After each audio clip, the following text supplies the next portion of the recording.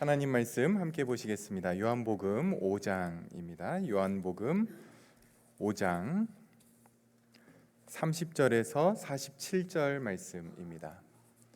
요한복음 5장 30절에서 47절 말씀 제가 봉독해 드리겠습니다. 내가 아무것도 스스로 할 수 없노라. 듣는 대로 심판하노니 나는 나의 뜻대로 하려 하지 않고 나를 보내신 이의 뜻대로 하려 함으로 내 심판은 의로우니라. 내가 만일 나를 위하여 증언하면 내 증언은 참되지 아니하되 나를 위하여 증언하시는 이가 따로 있으니 나를 위하여 증언하시는 그 증언이 참인 줄 아노라. 너희가 요한에게 사람을 보내매 요한이 진리에 대하여 증언하였느니라. 그러나 나는 사람에게서 증언을 취하지 아니하노라. 다만 이 말을 하는 것은 너희로 구원을 받게 하려 함이니라. 요한은 켜서 비추이는 등불이라. 너희가 한때 그 빛에 즐거이 있기를 원하였거니와 내게는 요한의 증거보다 더 큰 증거가 있으니 아버지께서 내게 주사 이루게 하시는 역사 곧 내가 하는 그 역사가 아버지께서 나를 보내신 것을 나를 위하여 증언하는 것이요 또한 나를 보내신 아버지께서 친히 나를 위하여 증언하셨느니라. 너희는 아무 때에도 그 음성을 듣지 못하였고 그 형상을 보지 못하였으며 그 말씀이 너희 속에 거하지 아니하니 이는 그가 보내신 이를 믿지 아니함이라. 너희가 성경에서 영생을 얻는 줄 생각하고 성경을 연구하거니와 이 성경이 곧 내게 대하여 증언하는 것이니라. 그러나 너희가 영생을 얻기 위하여 내게 오기를 원하지 아니하는도다. 나는 사람에게서 영광을 취하지 아니하노라. 다만 하나님을 사랑하는 것이 너희 속에 없음을 알았노라. 나는 내 아버지의 이름으로 왔음에 너희가 영접하지 아니하나 만일 다른 사람이 자기 이름으로 오면 영접하리라. 너희가 서로 영광을 취하고 유일하신 하나님께로부터 오는 영광은 구하지 아니하니 어찌 나를 믿을 수 있느냐? 내가 너희를 아버지께 고발할까 생각하지 말라. 너희를 고발하는 이가 있으니 곧 너희가 바라는 자 모세니라. 모세를 믿었더라면 또 나를 믿었으리니 이는 그가 내게 대하여 기록하였음이라. 그러나 그의 글도 믿지 아니하거든 어찌 내 말을 믿겠느냐 하시니라. 아멘. 우리가 계속해서 예수님의 진술을 살펴보고 있는데요. 아버지와 아들, 하나님과 자기 자신이 동등하다라고 하는 예수님의 진술입니다. 신적인 본성에 있어서 아버지와 아들은 동등할 뿐만 아니라 두 아버지와 아들이 품고 있는 뜻, 의지 또는 그 마음의 그 계획이 같고요. 그 두 분이 하시는 일, 그것이 무엇입니까? 구원 사역이죠. 구원의 일을 하시는 것에서 같고 아버지의 심판권이 아들에게 다 위임되었다. 모두 아들이 받았다라고 진술을 합니다. 여러분, 이 이야기들을 누가 듣고 있었냐면 예수님을 향해서 적대감을 가지고 있는, 죽이려고 하는 유대인들이 이 이야기를 듣고 있었습니다. 머릿속에 어떤 생각을 하면서 이 이야기를 들었을까요? 뭐래? 자기랑 하나님이랑 같대? 무슨 말이야? 이런 마음이 들었겠죠. 그러면서 증명해봐. 네 말이 사실이라는 거 보여줘봐. 이런 마음이 들었을 겁니다. 예수님이 그들의 마음을 알고는 이어서 하는 이야기가 바로 오늘 본문입니다. 핵심은 이겁니다. 길지만 아버지와 아들인 내가 동등하다라고 하는 이 말을 확인해 줄 증인이 있다, 증거가 있다. 지금 오늘 이 이야기를 하고 있습니다. 30절 보시죠. 내가 아무것도 스스로 할 수 없노라. 듣는 대로 심판하노니 나는 나의 뜻대로 하려 하지 않고 나를 보내신 이의 뜻대로 하려 함으로 내 심판은 의로우니라. 내가 아무것도 스스로 할 수 없다. 우리가 지난 시간에 봤죠. 19절에서도 예수님께서 하신 말씀인데 이것은 예수님이 뭔가 능력이 부족하거나 또는 인성을 입으셨기 때문에 내가 지금은 신성을 이렇게 잠시 감춰놨기 때문에 할 수 없는 일들이 있어, 이런 이야기가 아닙니다. 이것은 예수님의 의지에 대한 이야기를 하시는 겁니다.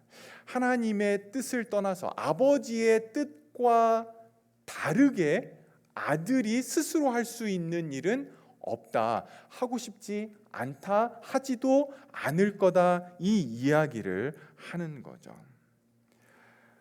아버지와 아들의 뜻은 언제나 일치합니다. 그래서 아들은 나를 보내신 이의 뜻을 하려고 한다라고 이야기를 합니다. 그러면서 이거를 보증해 줄, 이거를 확인해 줄 증인, witness가 있다는 이야기를 시작을 하십니다. 여러분, 예수님께서 이제 증언에 대한, 증인, 증거에 대한 이야기를 시작을 하시는데요. 뭘 증명하고 싶어 하십니까? 아버지와 아들이 동등하다, 신적인 본성에 있어서 같다, 이것이 핵심은 아닙니다. 물론 이 이야기가, 이 내용이 포함이 되어 있지만 예수님이 지금 중요하게 유대인들에게 보이고 싶어 하시는 것은요, 내가 하나님이 보내신 자다라고 하는 것입니다. 아버지와 아들이 동등한데 그 아들이 아버지의 보냄을 받았고 그게 바로 자기 자신이라는 거죠.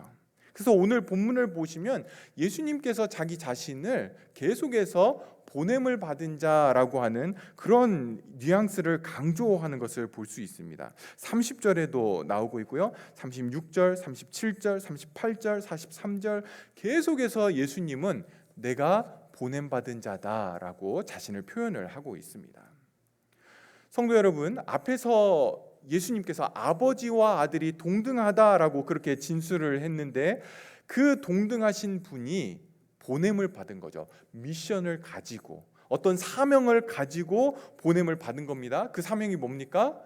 죽은 자들을 살리는 것, 구원을 위해서 보냄을 받았고 그게 바로 자기 자신이라는 거죠. 결국 자기가 메시아라는 것을 말씀을 하고 있는 것입니다.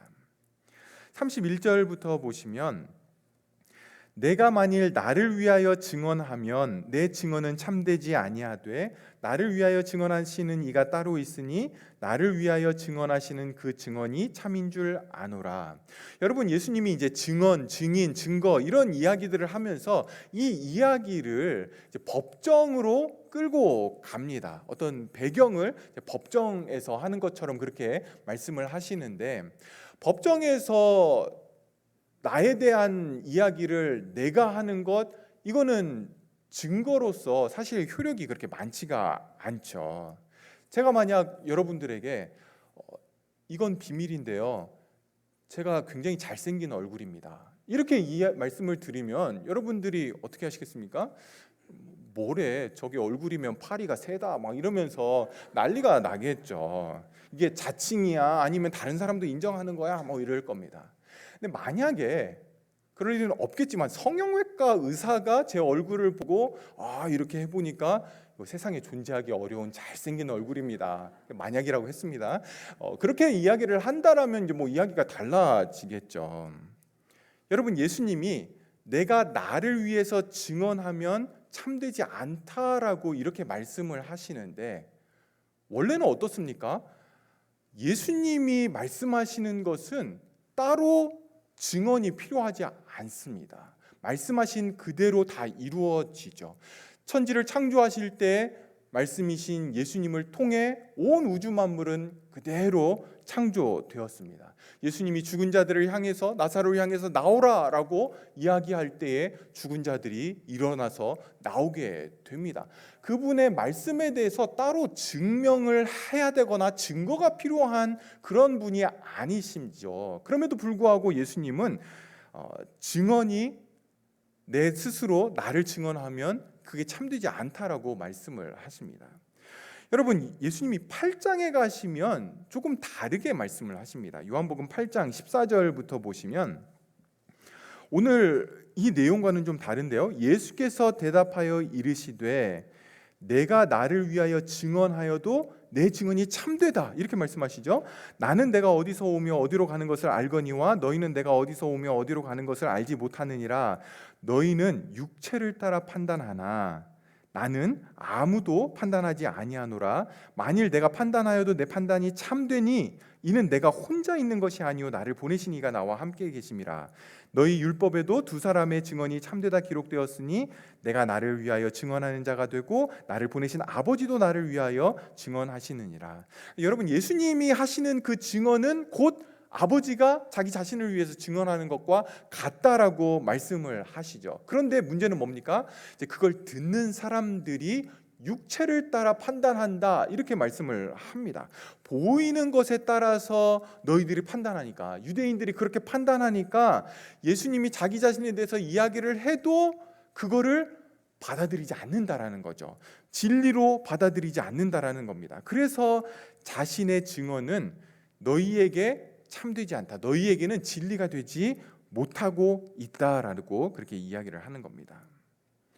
성도 여러분, 예수님께서 자신에 대해 증명하려고 하는 것, 그것은 내가 하나님이다, 하나님의 아들이다, 하나님과 동등하다, 그것만은 아닙니다. 만약 그게 주요 목적이었다라고 한다면 네가 하나님의 아들이어든 돌을 떡덩이로 만들어 먹어라 라고 할 때 그렇게 만들면 하나님의 아들이라는 것이 증명되었을 겁니다. 네가 하나님의 아들이어든 성전에서 뛰어내려봐라, 그러면 네 발 다치지 않게 천사가 사뿐히 너를 내려놓을 거다. 성전에서 뛰어내렸더라면 하나님의 아들이라는 것이 증명이 되었겠죠. 하나님의 아들이어든 십자가에서 내려와라라고 할 때 그때 십자가에서 내려오셨더라면 오히려 진짜 하나님의 아들인가 보다라고 했을 것입니다. 그런데 예수님은 그렇게 하지 않으셨죠. 왜냐하면 자기가 하나님의 아들 또는 하나님과 어떤 능력적으로 또 권능적으로 같다라는 것을 증명하는 것이 목적이 아니었고, 아버지께서 아들을 보내신 그 목적을 이루는 것이 중요했기 때문에 그렇게 하지 않으신 겁니다. 지난주에도 우리가 봤던 것처럼 예수님이 구원을 이루기 위해서는 자기가 하나님이라는 걸 보이는 게 중요한 것이 아니었고요, 십자가를 지는 것이 필요했고, 그로 인해서 그것을 보고 그것을 듣고 그분을 믿고 그분에게 나아가는 것, 이게 이제 구원이었죠. 구원이죠. 그것이 필요했던 겁니다. 그래서 그것을 위해 예수님이 자기 자신에 대해서 진술하는 것이 맞다라는 것을 증명할, 스스로 이렇게 보이는 것이 아니라 그걸 위해 따로 증인이 있다, 증거가 있다라고 말씀을 하는 겁니다. 32절에 이렇게 말씀하십니다. 나를 위하여 증언하시는 이가 따로 있으니 나를 위하여 증언하시는 그 증언이 참인 줄 아노라. 예수님을 위해서 증인이 되어줄 다른 증인이 있다라는 거죠. 누굽니까? 아버지 하나님을 가리키는 겁니다. 하나님이 자기의 증인이라는 거죠. 그런데 이제 하나님의 증언을 듣기 전에 예수님이 먼저 세례 요한에 대한 증언을 말씀을 하십니다. 33절부터 보시면, 너희가 요한에게 사람을 보내매 요한이 진리에 대하여 증언하였느니라. 그러나 나는 사람에게서 증언을 취하지 아니하노라. 다만 이 말을 하는 것은 너희로 구원을 받게 하려 함이니라. 요한은 켜서 비추이는 등불이라. 너희가 한때 그 빛에 즐거이 있기를 원하였거니와. 세례 요한은 그 당시 유대 사회에서 굉장히 큰 이슈를 만드는 사람이었습니다. 많은 사람들이 세례 요한의 설교를 듣기 위해서 또 그가 베푸는 세례를 받기 위해서 요한에게로 모여들었습니다. 그러면서 유대 사회 안에서는 이 세례 요한에 대한 여러 가지 이제 이야기들이 돌았죠. 혹시 세례 요한이 구약 성경에서 죽지 않고 하늘로 올려진 그 엘리야가 다시 내려온 거 아닌가?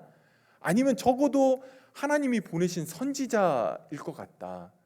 또 사람들 중에는 메시아라고 세례 요한을 생각하는 사람들이 있었습니다. 근데 세례 요한이 그런 이야기들을 듣고는 계속해서 이야기를 합니다. 나 엘리야도 아니고 선지자도 아니고 더더욱이 메시아는 아니다.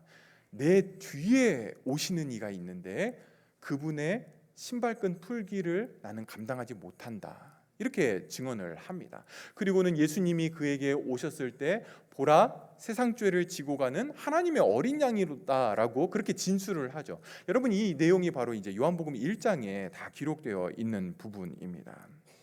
그런데 예수님은 사실 세례 요한의 이 증언이 필요하지 않았습니다. 34절에 그러나 나는 사람에게서 증언을 취하지 아니하노라. 취한다라고 하는 이 단어가 44절에서도 너희가 서로 영광을 취하고 이때도 이제 사용이 되는데요. 이게 이제 추구하다, 붙잡다, 굳게 붙들다 이런 의미를 가지고 있습니다. 예수님이 나는 사람의 증언이 필요하지 않다, 이것은 굳이 세례 요한이 나에 대해서 말할 필요가 없어, 그거 내가 취하지 않아도 돼, 이런 정도가 아니라 아예 내가 그거를 붙들지 않는다, 내가 그걸 의지하지 않는다, 추구하지 않는다, 이런 이야기입니다. 왜냐하면 사람의 인정보다 너희들이 그렇게 좋아하고 그리고 이슈가 되는 세례 요한의 그 증언보다 훨씬 높고 참되고 정확하고 확실한 증언이 있다라는 거죠. 그 바로 하나님의 증언이었습니다. 하나님이신 그 아들이 사람의 증언을 통해 하나님이라고 하는 게 증명되는 것, 그것이 아니었던 겁니다. 사람의 증언으로 하나님이 되고 안 되고가 결정되지 않죠. 단지 거기에 모여있던 사람들이 세례 요한의 말을 신뢰했기 때문에 너희를 위해 내가 지금 잠시 세례 요한의 그 증언을 언급하는 거다라고 이야기를 하는 겁니다. 근데 그거 역시 한때였습니다. 사람들이 세례 요한에게 모여들었다가 세례 요한으로부터 듣고 싶은 이야기들을 듣지 못하자 떠나가기 시작을 했고요. 또 요한이 잡히게 되자 모든 사람들의 관심은 멀어졌습니다. 예수님이 정말 붙들었던 것은 아버지의 증언이었습니다. 36절 보십시오. 내게는 요한의 증거보다 더 큰 증거가 있으니 아버지께서 내게 주사 이루게 하시는 역사, 곧 내가 하는 그 역사가 아버지께서 나를 보내신 것을 나를 위하여 증언하는 것이다. 여러분, 하나님을 이제 증인으로 세우십니다. 그리고 하나님께서 증거를 두 가지를 가지고 오시는데 그 첫 번째 증거가 뭐냐면 예수님이 하시는 일들을 보면 아버지가 보낸 자라는 것을 알 수 있다라는 것입니다. 여러분, 여기 예수님이 하시는 일, 이제 복수로 사용이 되고 있는데요. 예수님이 하시는 일들은 가장 먼저는 예수님이 베푸시는 기적, 이적, 이것들을 가리키는 겁니다. 요한복음을 기록한 요한 사도는 요한복음에서 기적, 이적 이런 단어보다 표적이라는 말을 더 많이 씁니다. 그래서 표적과 기사들이라고 할 때 이 표적은 뭐냐면 signs and wonders 이렇게 이제 표현을 하죠. sign이 바로 표적을 가리키는 겁니다. 여러분, 기적을 이제 표적이라고 요한이 사용을 할 때에 거기에 담고 있는 의미가 뭐냐면 기적 자체가 그러니까 얼마나 어려운 일을 해냈느냐로 의미를 갖지 않고 그 기적이 뭔가를 가리키고 있다라는 거죠. 뭔가를 보여주려고 지금 이 기적을 예수님이 하고 있다라는 겁니다. 그게 뭐겠습니까? 예수님이 하나님이 보내신 자라고 하는 것, 약속된 메시아라고 하는 것을 보여주는 게 표적입니다. 그래서 물을 포도주로 만드신 사건, 또 왕의 신하의 아들을 말씀으로만 고치신 그 사건, 6장에 가면 오병이어 사건, 요한은 7개의 중요한 기적들을 기록을 하고 있는데 이게 다 표적이라는 거죠. 이것들을 통해서 와, 작은 걸로 많은 사람을 먹이네, 사람을 살릴 수 있네, 이거에 놀라워하라는 것이 아니라 그걸 통해 예수님이 하나님이 보내신 자라고 하는 것을 사람들이 봐야 된다라는 거죠. 그걸 위해서 예수님이 기적을 베푸셨다라는 겁니다. 근데 사람들은 기적을 보고 예수님이 메시아라는 것을 알아차리지를 못했습니다. 한 장 더 넘어가서 6장 26절에 보시면 예수께서 대답하여 이르시되 내가 진실로 진실로 너희에게 이르노니 너희가 나를 찾는 것은 표적을 본 까닭이 아니요 떡을 먹고 배부른 까닭이라. 이제 오병이어 이후에 이제 말씀하신 건데요. 수많은 사람들이 예수님의 기적을 보고 예수님에게로 모여들었습니다. 그런데 그것은 표적으로서 기적을 본 것이 아니라 떡을 먹고 배부른 까닭에, 다시 말해서 기적의 혜택을 내가 뭔가 좀 입을까 해서 혹시 내 병도 나을 수 있을까? 혹시 나도 떡 한 조각 얻어먹을 수 있을까? 이것 때문에 사람들이 예수님에게 모여들었다라는 거죠. 그래서 예수님은 그분의 이 땅의 사역을 기적과 이적을 베푸시는 것만 하지 않으시고 가르치시고 설교하시고 하나님 나라를 많은 비유로 이렇게 사람들에게 가르치셨던 겁니다. 그러니까 이 모든 것들이 예수님의 일들인 거죠. 기적과 표적뿐만 아니라 가르침도 다 포함되고 예수님이 하시는 그 모든 일들이 예수님이 하시는 일들이었습니다. 그리고 이 예수님의 일들을 보면, 예수님의 사역을 보게 되면 예수님이 하나님이 보내신 자라고 하는 것을 알 수 있다라는 겁니다. 이것이 바로 하나님이 보여주시는 예수님에 대한 첫 번째 증거였습니다. 37절에 보시면 두 번째 증거가 나옵니다. 또한 나를 보내신 아버지께서 친히 나를 위하여 증언하시느니라. 39절에 너희가 성경에서 영생을 얻는 줄 생각하고 성경을 연구하거니와 이 성경이 곧 내게 대하여 증언하는 것이니라. 여러분, 하나님께서 아들 예수님에 대해 증거를 보여주시는데, 증언을 하시는데 무엇을 통해서 증언하십니까?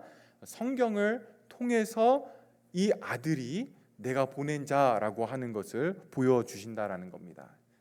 지금 주님이 말씀하시는 이 성경은 구약 성경을 가리키는 거죠. 그러니까 구약의 많은 율법들, 선지자들의 이야기, 왕들의 이야기, 여러 사건들, 이것들을 통해서 이 이야기들이 다 무엇을 가리킵니까?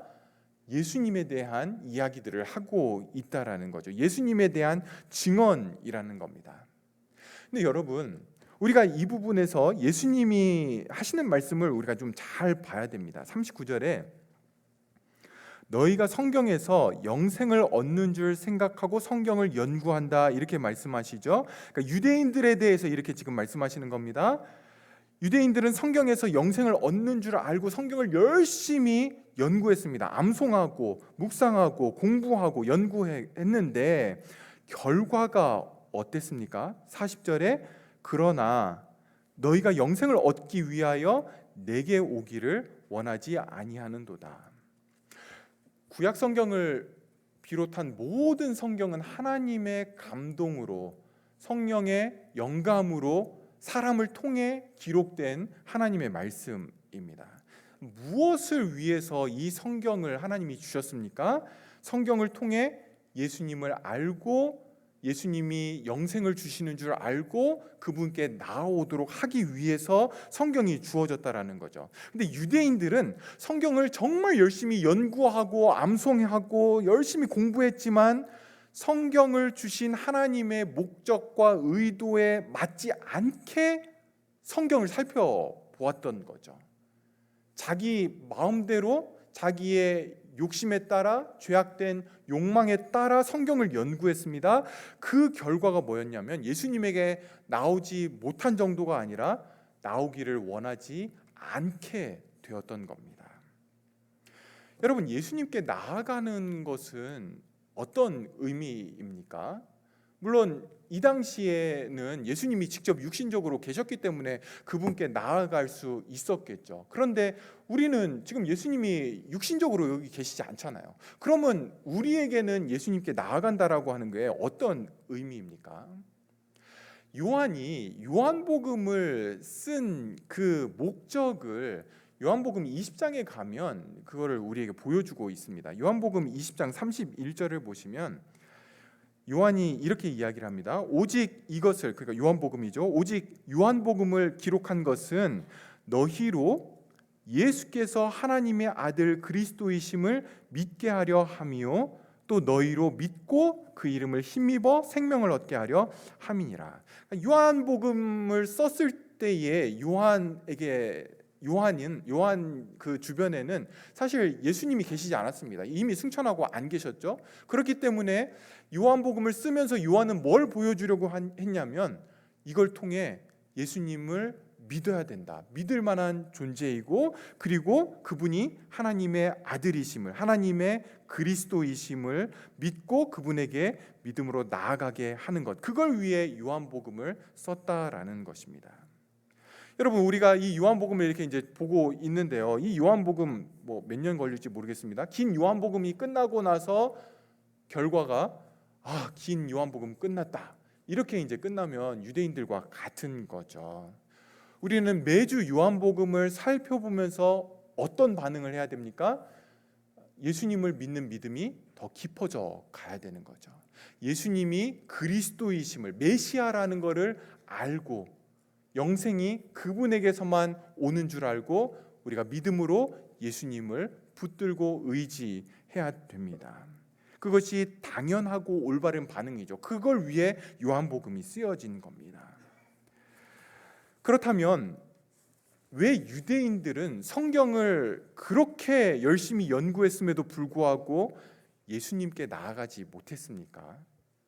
왜 성경에서 영생을 얻는 줄 알고 그렇게 하나님의 말씀을 중요하게 여겼는데 그 사람들이 성경을 연구함에도 불구하고 예수님이 하나님이 보내신 자라는 것을 받아들이지 못하게 되었습니까?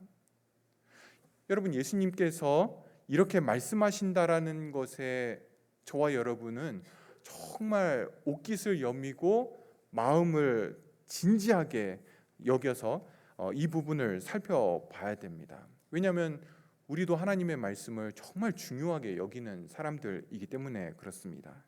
베드로전서 1장 23절에 보시면 너희가 거듭난 것은, 거듭남에 대해 말씀하죠. 너희가 거듭난 것은 썩어질 씨로 된 것이 아니요 썩지 아니할 씨로 된 것이니 살아있고 항상 있는 하나님의 말씀으로 되었느니라. 여러분, 우리가 믿고 있는 거듭남의 교리입니다. 우리는 하나님의 말씀으로 거듭난다라는 것을 믿고 있고 그만큼 하나님의 말씀이 생명이고 거기에 영생이 있다라는 것을 믿고 있습니다. 더군다나 우리 교회는 성경적인 건강한 교회를 세워가는 것을 교회의 중요한 사명으로 이렇게 붙들고 있는 그런 교회이죠. 그만큼 진지하게 말씀을 다루고 싶어하는 그런 교회인데요. 성경에서 영생을 얻는 줄 알고 성경을 연구하는 그들이 정작 생명이신 예수님께 나아가지 않았다라고 하는 이 사실은요, 우리에게 경각심과 충격을 줘야 됩니다. 그렇다면 무엇이 그들의 문제였습니까? 37절에서 47절까지 예수님은 그들의 문제가 무엇인지를 진단을 하고 있습니다. 근데 이 예수님의 진단을 통해서 볼 때에 예수님의 핵심은 제가 볼 때는 그들의 마음 중심에 불신, 예수님을 믿지 않음이 이 자리 잡고 있었다라고 보여집니다. 38절 보시면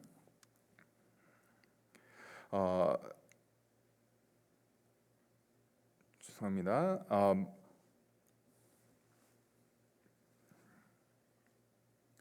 제가 지금 어디 보고 있죠? 몇 절입니까? 네, 38절입니다. 그 말씀이 너희 속에 거하지 아니하니 이는 그가 보내신 이를 믿지 아니한다, 이렇게 이야기하고요. 44절 마지막 부분에 보시면 어찌 나를 믿을 수 있느냐, 이렇게 말씀하시죠. 믿음에 대해서 계속 이야기합니다. 46절부터 모세를 믿었더라면 또 나를 믿었으리니 이는 그가 내게 대하여 기록하였음이라. 그러나 그의 글도 믿지 아니하거든 어찌 내 말을 믿겠느냐 하시니라. 예수님은 계속해서 너희들의 믿음에 문제가 있다, 너희가 믿지 않는다라고 그렇게 말씀을 하십니다. 그렇기 때문에 지금 너희가 나에게 나오지 않고 있는 거다 이야기를 합니다. 그런데 예수님이 보여주시는 이 믿음의 문제는요, 단순하지가 않습니다. 너 나 믿어 못 믿어 이렇게 이야기되지 않는다라는 거죠. 믿음은 우리의 삶의 모든 부분과 직접적으로 연결되어 있습니다. 그래서 한 사람이 뭘 믿느냐에 따라 선택하는 것, 결정하는 것, 뭘 가치 있게 중요하게 여기느냐, 그의 세계관, 이 모든 것들이 다 결정이 됩니다. 이 유대인들은 예수님을 믿지 않았는데 그 믿지 않는 그 모습이 무엇으로 드러나게 됐냐면 성경을 믿지 않는 걸로 드러나게 되었습니다. 좀 더 정확하게 말씀을 드리면 하나님이 원하시는 대로 성경을 보지 않게 된 것이죠. 자기들이 중요하게 생각하는 것을 성경을 통해 확인받으려고 성경을 연구하고 공부했던 겁니다. 여러분, 앞에서 예수님은 38년 된 병자를 고치셨습니다. 이게 얼마나 놀라운 일입니까? 38년 동안 이렇게 병에 누워 있었던 그 사람이 고침을 받고 자유함을 얻게 된 것이죠. 이거 너무나 놀랍고 사람들이 감격하고 그래야 될 사건인데, 유대인들은 이 사건을 보고 어떻게 반응합니까? 그들이 보았던 것은 안식일 계명만 보였던 거죠. 너 안식일 범했어, 너 안식일에 일했어, 이 반응밖에는 안 나오게 되었다라는 겁니다. 여러분, 안식일 계명이 왜 주어졌는지는 다 잊어버리고, 이 안식일의 계명이 참된 안식을 주기 위해서 이렇게 안식일 계명이 주어졌는데, 유대인들은 그걸 가지고 안식일에 일했냐 안 했냐 이렇게만 보고 있었던 거죠. 그래서 38년 된 병자가 나았음에도 불구하고 그 병자를 고치신 예수님이, 와, 정말 하나님의 아들이시구나, 하나님이 보내신 자야, 참된 안식을 주기 위해서 우리 가운데 임하셨구나, 구원자구나, 이걸 보지 못하고 너 안식일 범했어, 이것만 보였던 겁니다. 그리고 거기서 한 걸음도 나아가지 못하고 있는 것이죠. 그 결과가 예수님께 나아가지 않고, 예수님을 받아들이지 않고, 영접하지 않고, 오히려 미워하고 싫어하고 죽이려고 하는 그 자리에 그들을 세우게 된 것입니다. 43절 보시면, 나는 내 아버지의 이름으로 왔음에 너희가 영접하지 아니하나 만일 다른 사람이 자기 이름으로 오면 영접하리라. 여기 영접하지 않았다라고 하는 것을 능동태로 쓰고 있습니다. 그러니까 영접하지 못한다가 아니라 적극적으로 예수님을 거부했다라는 의미입니다. 왜 그렇습니까? 성경에서 자기들이 보고 싶은 것만 보고 자기들의 기준에 예수님을 끼워 넣으려고 하고, 거기에 안 맞으니까 예수님을 거부하고 싫어하고 미워하고 죽이려고 하는 것입니다. 사랑하는 여러분, 이건 우리도 얼마든지 그럴 수 있다라는 것을 아셔야 됩니다. 성경적인 건강한 교회를 꿈꾼다고 하면서 성경의 중심, 성경을 기록한 하나님의 마음을 보지 못하고 교회가, 또 성도들이 뭘 하냐 안 하냐, 해야 하냐 하면 안 되냐에 걸려서 사람을 사랑하고 사람을 살리고 예수님을 믿고 이런 것들이 다 뒷전으로 빠질 수 있게 된다라는 거죠. 그거는 목사인 저에게 가장 위험한 요소이고요, 교회 직분자들이, 또 우리 교회에 오랫동안 계셨던 분들에게 굉장히 큰 함정이 될 수 있습니다. 성경을 하나님이 주신 그 마음 안에서 보지 않고 만약 규칙과 규례로, 어떤 계명으로만 사용하면 그렇게 될 수 있다라는 거죠. 그렇기 때문에 우리는 끝없이 우리의 마음을, 우리의 중심을 살펴봐야 됩니다. 예수님을 향한 우리의 믿음이 더 깊어져 가고 있는지, 아니면 성경에 대한 내 해석, 내 관점을 붙들고 있는 게 아닌지 살펴봐야 됩니다. 여러분, 성경이 옳은 거지 성경에 대한 저의 해석이나 저의 관점이 옳은 것은 아닙니다.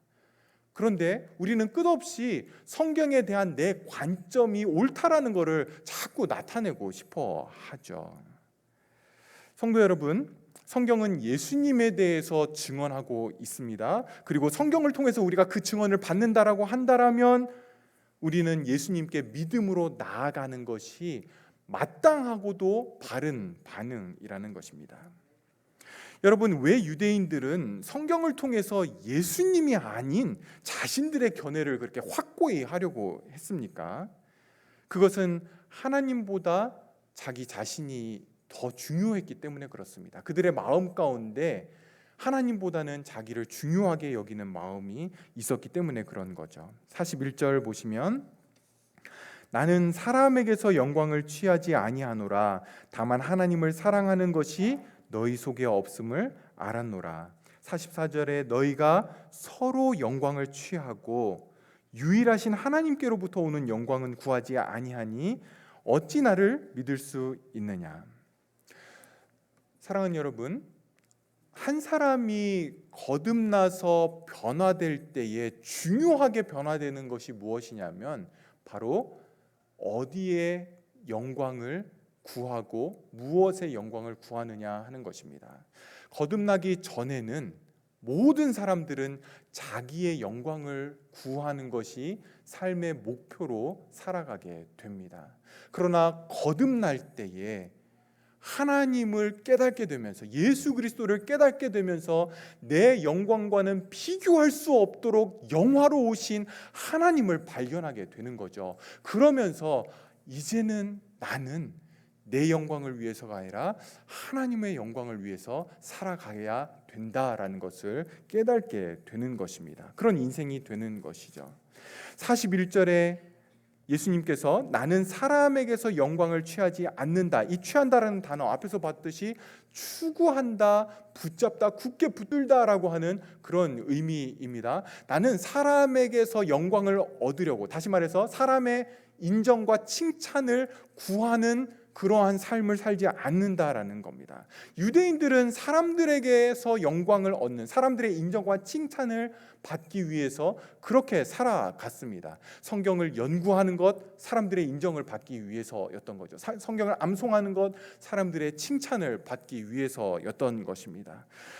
그들이 계명을 지켰던 것, 사람들의 칭찬과 인정을 받기 위해서였던 거죠. 근데 그것에 혈안이 된 나머지 율법을 주신 말씀 그 자체이신 예수님까지도 정죄하고 미워하게 된 것입니다.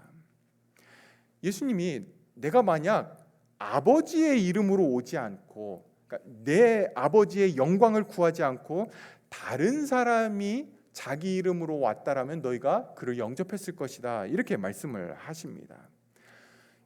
예수님 당시 1세기에는 스스로를 메시아라고 자처하는 사람들이 있었습니다.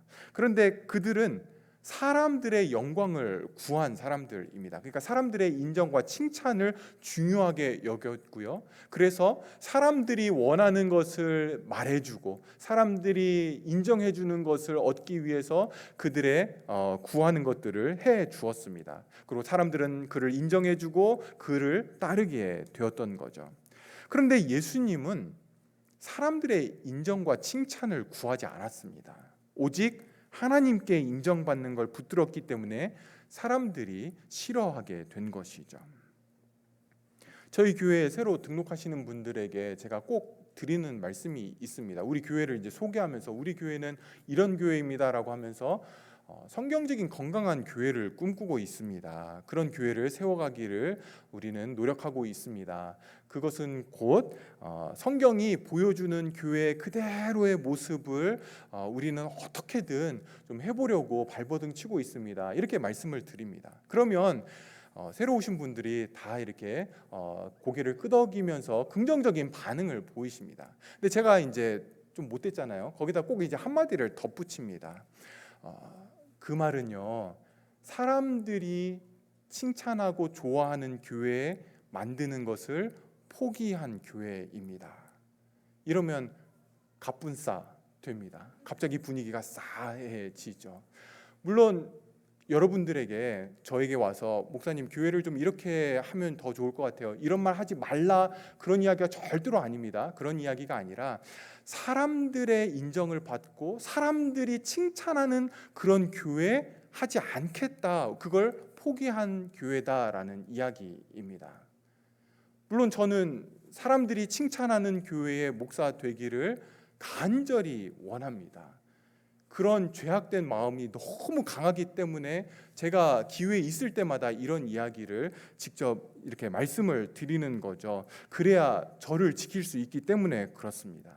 사람들의 인정과 칭찬을 구하지 않겠다, 그걸로 내 목회를 판단하지 않겠다라는 겁니다. 제가 여러 번 다짐을 합니다. 그런데 사람들이 이런 교회 어디 굉장히 사람들이 많이 모이던데요, 이러면 저도 막 그거 하고 싶어하는 마음들이 막 생기고, 또 누군가가 뭔가를 저에게 요구하면 그분들을 만족시켜드리기 위해서, 그분들의 인정을 받기 위해서 막 그걸 해주고 싶은 그런 마음들이 생겨납니다. 근데 그때마다 너 하나님께만 인정받기로 했잖아, 사람들의 인정받지 않기로 결심했잖아, 그렇게 하면서 다시금 제가 결심을 해야 됩니다. 사랑하는 성도 여러분, 저와 여러분이 사람들의 인정받는 것을 중요하게 여기는 것을 내려놓지 않는 한 우리는 예수님을 참되게 믿을 수가 없습니다. 이것은 예수님의 말씀입니다. 나를 위한 예수님을 만들 수는 있지만 사람들에게 인정받기 위해 신앙생활을 하는 순간 절대로 성경대로 예수님을 믿고 성경대로 예수님을 영접하고 성경대로 예수님을 받아들이고 그분을 기뻐할 수가 없습니다. 왜냐하면 예수님의 기준과 사람들의 기준은 다르기 때문에 그렇습니다. 로마서 2장 29절에 오직 이면적이라고 하는 건 내면입니다. 오직 내면적인 유대인이 유대인이며 할례는 마음에 할지니 영에 있고 율법 조문에 있지 아니한 것이라 그 칭찬이 사람에게서가 아니요 다만 하나님에게서니라. 여러분, 사람들은 겉모습을 보고, 우리의 겉모습을 보고 칭찬하고 인정을 해 줍니다.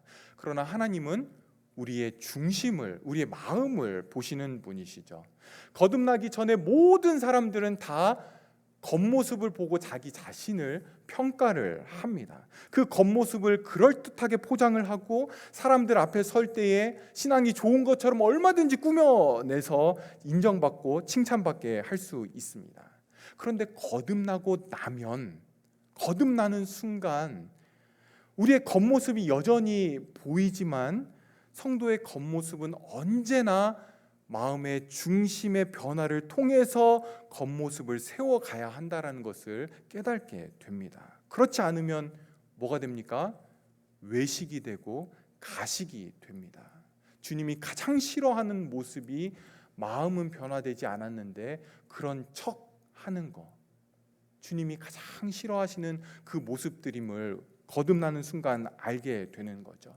사람들은 우리의 겉모습에 속아서 얼마든지 우리를 칭찬하고 인정할 수 있지만 우리의 중심을 보시는 하나님은 절대로 속지 않으십니다.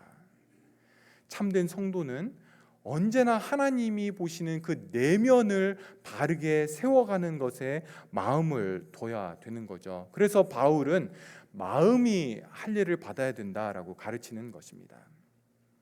여러분, 예수님은 하나님의 영광만을 구하는 것, 하나님의 인정을 구하고 하나님의 칭찬만 중요하게 여기는 것이 어디서부터 오느냐라고 할 때에 하나님을 사랑하는 마음에서 온다라고 그렇게 이야기를 합니다. 41절부터 보시면 나는 사람에게서 영광을 취하지 아니하노라 다만 하나님을 사랑하는 것이 너희 속에 없음을 알았노라. 하나님의 영광을 구하기 위해서는 하나님을 사랑하는 마음이 있어야 된다라는 것입니다.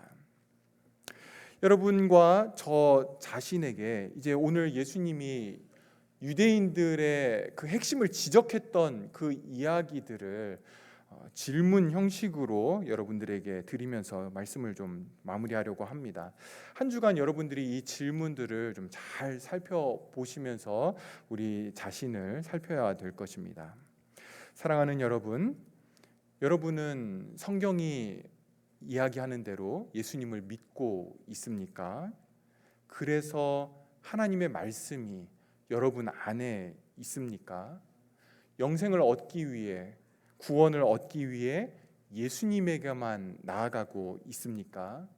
사람들의 인정과 칭찬받는 것을 내려놓고 하나님께만 인정받고 칭찬받으려고 하십니까? 하나님의 영광이 여러분의 삶의 유일한 목표요, 근거입니까? 그리고 하나님을 사랑하는 것이 여러분의 마음 중심에 있습니까?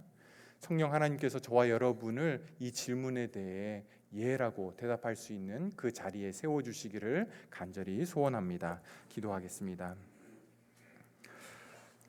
주님, 오늘 주님이 직접 말씀하시는 것들, 특별히 유대인들을 향해서 그들의 마음과 그들의 모습들을 지적하시는 그 말씀 앞에 우리 자신을 세웁니다.